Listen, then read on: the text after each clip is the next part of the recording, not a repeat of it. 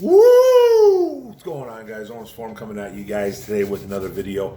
And today's video, I'm going to be talking about a particular player on the Detroit Lions roster, and that's Jared Goff. I feel like this is like the third, fourth time that I've been talking about Jared Goff, and I almost feel like now I'm not hating on the kid. I'm not hating on him whatsoever. I want nothing but success for him. But this Jared Goff hype is getting out of control. Okay? Now, we can go back and talk about the Ben Johnson saying that, he wants this, that he's going to pull out the best season ever that Jared Goff has ever had in his young NFL career, and that's been, I think it was 2017, 2018. Take your choice which season. And then we can talk about the Mark Brunell, the quarterback coach, calling Jared Goff he has elite arm talent. We can talk about that until the day's on end, and we can debate it here and there. I'm not even I can live with stuff like this. But now there's this new article that came out, and it's now we're attaching Jared Goff's name to guys like Tom Brady, Russell Wilson, Drew Brees, even Aaron Rodgers, even though Aaron Rodgers only won one Super Bowl. But we're attaching his name to all the greats because, especially Brady. Now, apparently there's this new little graphic that came out, okay? And this graphic has Tom Brady and Jared Goff, the only two quarterbacks that have accrued 45 team wins. At least it's team wins. At least we're saying team. But still, I'll get to that in a minute. And 20,000 plus passing yards in the last 5 seasons. And then, what's that supposed to mean? Like, what are we really doing here? Like, what are we really doing here? Like, we're gonna start saying, okay, like this hype thing, this, I know it's a reality. 20,000 passing yards, 45 team wins, because we all know wins and losses are not a quarterback stat.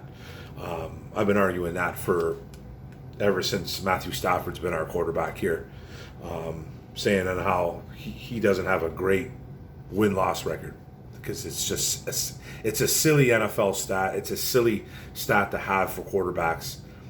I've been against it since day one, even before Matthew Stafford was even around. I hated the stat. I just think it's a weak and lazy way to gauge a quarterback. And Goff has this incredible, or well, not incredible, but it has this really good win-loss record for him. It shouldn't be an individual award in football. That's what I'm kind of getting at. It should not be an individual award. Look at the team he played for. He played for the Rams. I think he had, one losing season in LA his rookie year. I think it was his rookie year. The rest, I think, pretty much they made it to the playoffs, or they might have missed 1 year with 8 or 9 wins. But they've been 500 and over every year he was in LA. I think he was only in LA for 4 or 5 years. 4 or 5 years, I believe. I think his worst was his rookie season. I don't remember how many games they won. He didn't start every game anyways. But, they attach the W and the L to the quarterback. And I think it's just one of the weakest and laziest ways to ever gauge a quarterback. I think it's pathetic. And then now when I see this stuff with Tom Brady, and then I see Russell Wilson's name in there, and I see Drew Brees, and I see Aaron Rodgers. You see all the greats. You see all these good quarterbacks in there, and then you got Jared Goff thrown in there, because he's thrown for all these yards, and he's accrued 45 team wins. At least they said team wins. I was a little bit shocked. I'm surprised they didn't say just 45 wins alone. You know what I mean? At least they threw the word team in there. But it's still on his thing. It's still on his resume as 45 wins in the last 5 seasons. It really bugs me. It's been one of the biggest pet peeves of mine forever. Now, I just feel like, I feel like Lions fans are literally setting themselves up for failure here. It's like, as a Lions fan, you want every single player to be successful. Usually, there's a group of people that will, like, if they don't get their guy in the draft, they will literally root against that player. Like there's fans that literally are rooting against Jared Goff. Like, you have to know the difference what I'm doing. I'm not rooting against the guy. I'm not. I'm just not drinking the Kool-Aid. I'm not buying into the hype. He came over here and the Lions got 3 wins last year. Not because Jared Goff was terrible. He was terrible. He was a reason why they lost. But there was so many other reasons that this video can go 35, 40 minutes. And I try not to make it that long, even though I love the gab. It's a process in the NFL on how to win football games. It takes offense, defense, offensive line, quarterback, running back. The list goes, special teams. There's so many phases to a football game. That's why I think the stat is ridiculous. I think it's the most ridiculous stat ever. And I just feel that Lions fans are setting themselves up here. And then I decided to make this video because social media again, me getting on there, arguing with people. Most of the time it's a healthy debate. A lot it's not. And I was having a debate with this guy about this particular stat. About the 45 wins, about the 20,000 plus yards in the last 5 seasons. And this guy was trying to tell me, just because this is a real thing, we're going to win with Jared Goff, no matter what. And I'm like, do you know what team you root for? Like, you root for the Lions. It's going to take a lot more over here than it does anywhere else. Like, we haven't had good coaching here. The jury's still out on this coaching staff. I don't care what anybody says. The jury is still out. I love what they're doing. I love that it's a bunch of players, mostly. I love all that. But the jury is still out. We still only won 3 games last year. And the coaching had a lot to do with it. That's just one part. There's multiple other parts, too. So before anybody attacks me on that situation, too, well, you're not giving Dan Campbell a chance, I never said that. I'm just saying the jury is still out. I love his style. I love what he does with the players. I love that he's a player's coach, one of those open door policy guys, because that's what he is. He says he's that. The players confirm that. Everything is looking up. It's looking up right now. But you have to start winning football games. And we're only in year 1, going into year 2. It's going to take a while. We might not even win 7 games this year. There's a possibility. I think they should.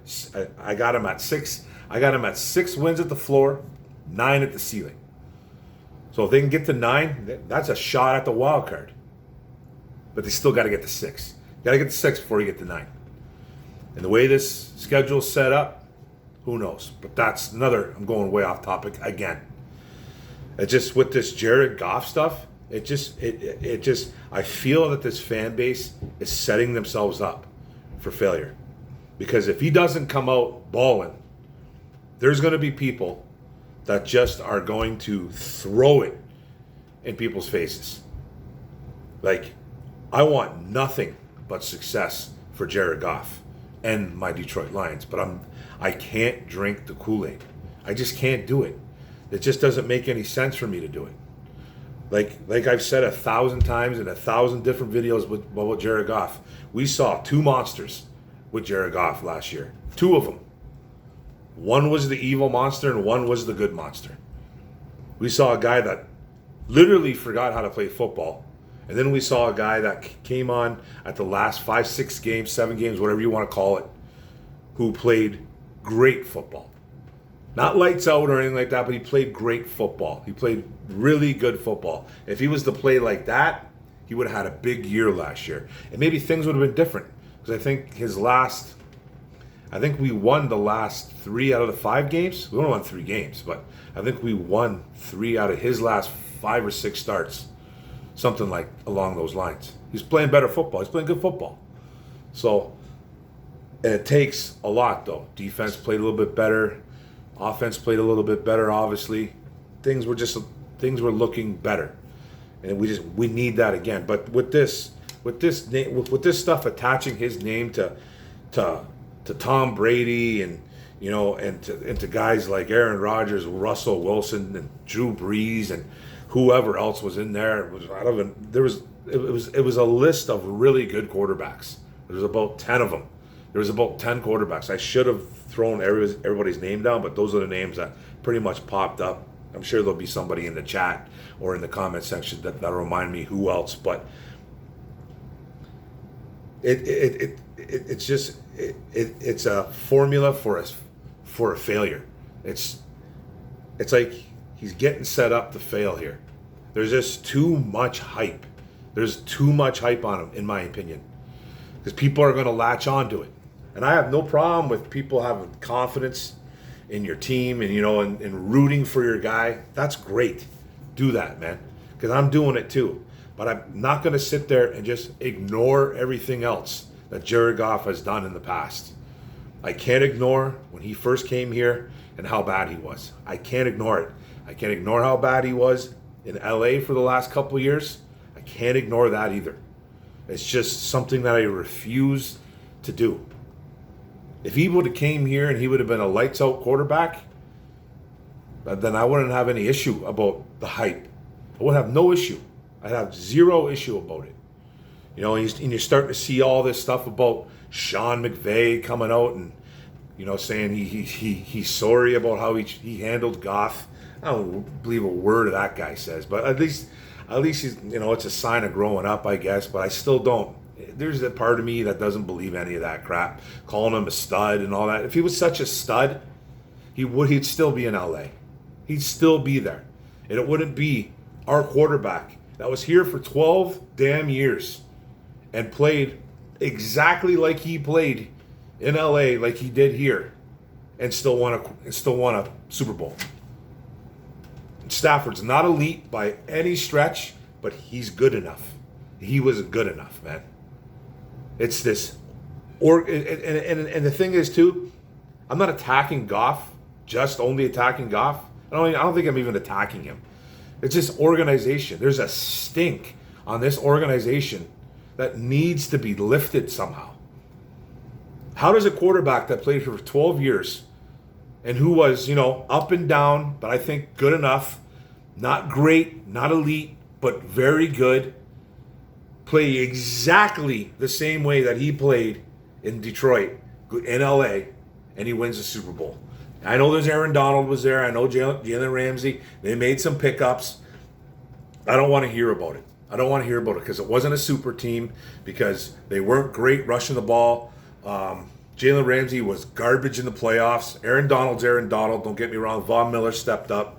But there was he was throwing the guys like Kendall Blanton. He was Cooper Kupp had the most incredible year of any wide receiver ever, pretty much next to Calvin Johnson, because Calvin Johnson did it in less games. If Calvin had 17 games, I'm sure he would have won over 2,000. But you can't ignore Cooper Kupp. Stafford goes over there and is a big part of that. But he was the same quarterback here than he was in LA, and they win a Super Bowl. Tell me what the problem here is. It's this organization. This stink has got to get lifted off. That's why everyone says, okay, well, he's got all these wins, Jared Goff. Okay, what does that mean? He came over here and got 3 wins. So now what? Oh, well, Mark, we almost, we lost 2-3 games very close. Justin Tucker, the Minnesota kick, this and that. Yeah? And? What's the point? Other teams would win that game. We got this stink on us that just won't be lifted. It has to be lifted by this new regime. And don't get me wrong, I'm not going nowhere. I'm not going anywhere. This is my team. I bleed Honolulu blue and silver. But the stink on this team's real. And just because a quarterback has gotten 45 wins in 5 seasons, that don't mean jack squat. All those wins 97% of those wins were in LA. So don't even tell me about the 45 wins or the 20,000 damn passing yards that he's done with him and Tom Brady. Brady didn't do it by himself either. Brady was in a winning organization for years. Goes to Tampa Bay, year one, wins a Super Bowl. He's that's just, he had a team surrounding him, and he's the GOAT for a reason. Some guys are just built differently. It's going to take a lot for this team to win, and it has to happen now. But the hype is getting out of control. It's just getting out of control for me, especially when I'm arguing to death, and I want to so bad root for Goff, and I am, but I just don't want to hear how great of a quarterback he is. Show me. Don't show me for 5-6 games. Show me that you're going to have a bad game in there. I get it. I don't need 16, 17 perfect games to tell me that you're a bad or a good quarterback. But you need more than 5 or 6. You really do. And this is the time. This is the year. So that's the video, guys. It's a little bit of a rant. It's not even really about anything. It's just about this, me arguing on social media, me doing that. Seeing the Brady thing kind of set me off too, because I'm a big Brady guy, and it's like, don't attach anybody's name to Tom Brady. Anybody. You know what I mean? It just, I just don't want to see it, and it just got the blood going a little bit, just a little bit, just a little bit. So that's the video, guys. Rant, rave, it's all good. Thanks for the video. Thanks for tuning in. I really appreciate it. Don't forget to hit the subscribe button on the bottom right.